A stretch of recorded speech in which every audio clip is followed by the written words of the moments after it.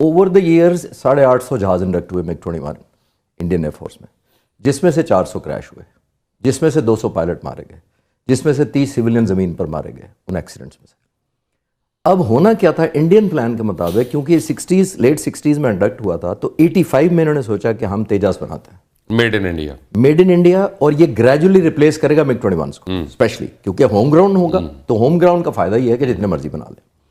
تو over a period of time اس نے 85 میں ہو کے پھر اس کی علیحدہ ہسٹری بات کرتے ہیں۔ جب یہ کامیاب نہیں ہوا، پہلے تو 16 سال لگ گئے تقریباً ان کو انجن ڈیسائیڈ کرتے ہیں، 2001 میں جا کے آلموسٹ یہ ڈیسائیڈ ہوا کہ یہ اتنے ڈفر کیوں ہے ویسے؟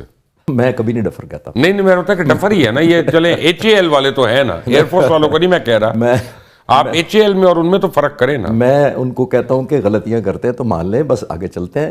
میں نہ ڈفر کہتا ہوں نہ ان پروفیشنل۔ اچھا مجھے آپ بتائیں، میں کہتا ہوں ان پروفیشنل، فائٹر جہاز جو اپنے انجن کے ارد گرد بنتا ہے، انہوں نے پہلے انجن جہاز ڈیزائن کر لیا، بعد میں انہوں نے جنرل الیکٹرک سے لا کے انجن اس میں ڈالا اور وہ اس سے کمپیٹیبل نہیں ہے، تو اب اس کو میں ڈفر نہ کہوں تو کیا کہوں؟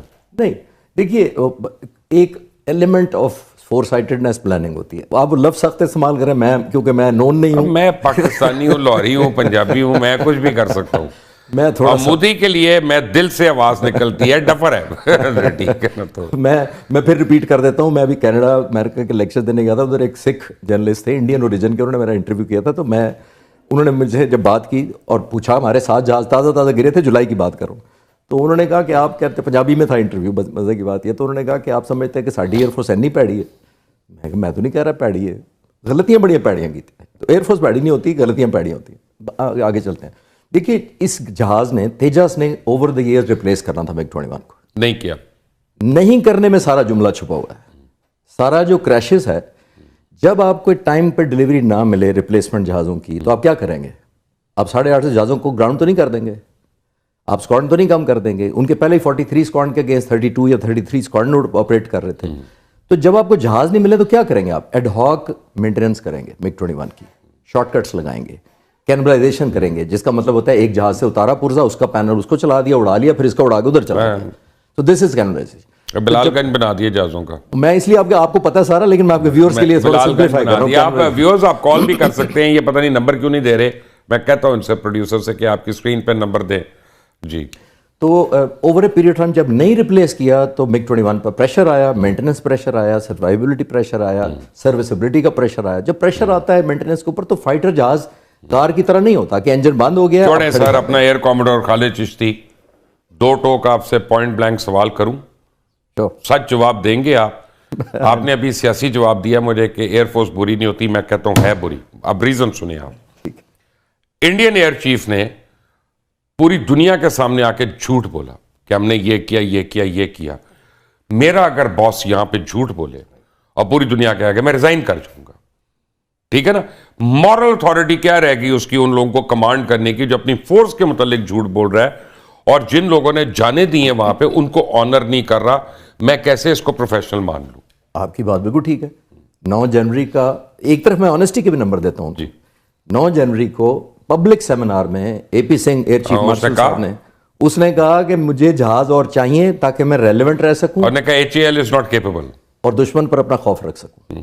ریلیونس اور خوف وہ دونوں ٹوٹ گئے مئی میں، مایوسی کا وہ عالم دیکھیں۔ اچھا ایک ایئر فورس چیف اگر ایسا ہوتا کہ چلو برداشت کر لیتا، 30 مئی، دوبارہ میں ڈیٹس اس لیے بتا رہا ہوں کہ لوگ ڈھونڈ سکیں، 30 مئی کو دوبارہ ایک تقریر کہتے ہیں، اور اس میں پھر کہا انہوں نے، اور کہا کیا کہ جب میں کانٹریکٹ سائن کر رہا ہوتا ہوں ایز ایئر فورس چیف کہہ رہے ہیں تو مجھے پتا ہوتا ہے یہ ٹائم پہ ڈلیور نہیں ہونا۔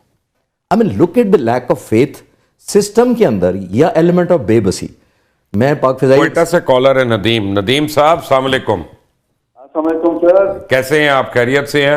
میں آپ کا بہت بڑا، پہلے آپ بتائیں مودی ڈفر ہے نا؟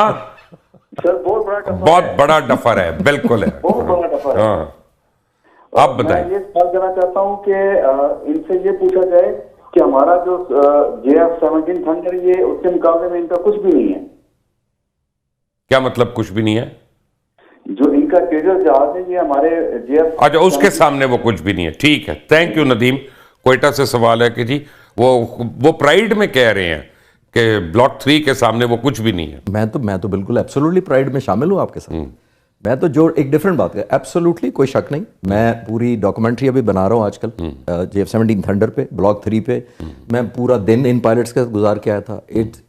زبردست مشین ہے اور زبردست پائلٹس ہیں. میں تو ان کے آپریشن سن کے آیا تھا جو وار پلان تھے, وہ تو بعد میں مئی میں ہو گئے, میں مئی سے پہلے گیا تھا. پھر وہ 104 رفائلز جو ہیں وہ خرید رہا ہے مزید فرانس سے, ڈسالٹ کمپنی سے, اور اس ساری چیز کو بہت جلدی کر رہا ہے کیونکہ وہ چاہتا ہے کہ پاکستان ایک طرف افغانستان کے ساتھ رہے, بزی رہے, اور دوسری طرف وہ پاکستان پہ آ کے حملہ کرے. اب جب سیاسی لوگ کرتے ہیں اس طرح کے بیانات تو ہم کہتے ہیں سیاسی بیانات ہیں, لیکن جب آرمی چیف, جب CDS, جب ایئر چیف, جب نیول چیف, یہ سارے آ کے ایک ہفتے کے 4 دن کے گیپ کے بعد اس طرح کے بیانات دے رہے ہوں تو وہ بڑی سیریس چیز ہوتی ہے, اس کو سیریس لینا پڑے گا. کیا پاکستان موجودہ حالات میں ان چیلنجز کا مقابلہ کر سکتا ہے؟ کیا پاکستان ایئر فورس دوبارہ اپنی وہی اسٹیلر پرفارمنس دکھا سکتی ہے؟ کیا ہم S-500 کا توڑ کر سکتے ہیں, F-35 کا توڑ کر سکتے ہیں؟ کیا تیجاز اگر ہمارے سامنے آ جائے, بالفرض اڑی پڑا اگر, تو کیا ہم اس کو گرا سکتے ہیں؟ بہت سے سوالات ہیں, ان کا جواب دینا ہے. ایئر کاموڈور ریٹائرڈ خالد چشتی نے آج میں اسپیشل ریکوئی اسلام آباد سے لاہور میں ہے, اسٹوڈیوز میں ہمارے ساتھ, اور آپ بھی اس میں کال کر کے ایئر کاموڈور سے سوال کر سکتے ہیں. اور آپ نمبر لکھ لیں اپنے سامنے اسکرین پہ 042371205152, 042371205151. ان دونوں نمبرز پہ آپ کال کر سکتے ہیں. آپ کی میں ایئر کاموڈور خالد چشتی سے بات بھی کراؤں گا. Thank you so much for joining us. یہ جو تیجاز گرا یہ تو گرنا ہی تھا, بیکاز میں یہ بلیو کرتا ہوں کہ ایویشن ڈیزاسٹر جو ایک سیریز آف ایونٹس ہوتا ہے, وہ ایک آئسولیٹڈ ایونٹ نہیں ہوتا. اور جو آپ نے بھی اپنی ویڈیو میں کور کیا اس کو بڑی خوش اسلوبی سے ہم نے بھی کوشش ان کو بتانے کی. لیکن اب سوال یہ پیدا ہوتا ہے کہ تیجاز کے علاوہ وہ اتنے جہاز لینا چاہ رہے ہیں, ایون وہ رشین پلینز کے اوپر بھی ہیں, they are good planes, they are good aircrafts. لیکن ہم نے دیکھا کہ MiG-21 کا کیا حال انہوں نے کیا تھا. انڈینز نے 450 کے قریب انہوں نے کریش کیے ہیں ٹوٹل, اور 210 پائلٹس ان کے مر چکے ہیں اس میں. الحمدللہ پاکستان تو چلا رہا ہے, ابھی بھی چلا رہا ہے, اس کو ریورس انجینئرنگ کر کے 11 ممالک دنیا کے جو ہیں وہ MiG-21 چلا رہے ہیں. ان کے نہیں اس طرح ایکسیڈنٹس ہو رہے.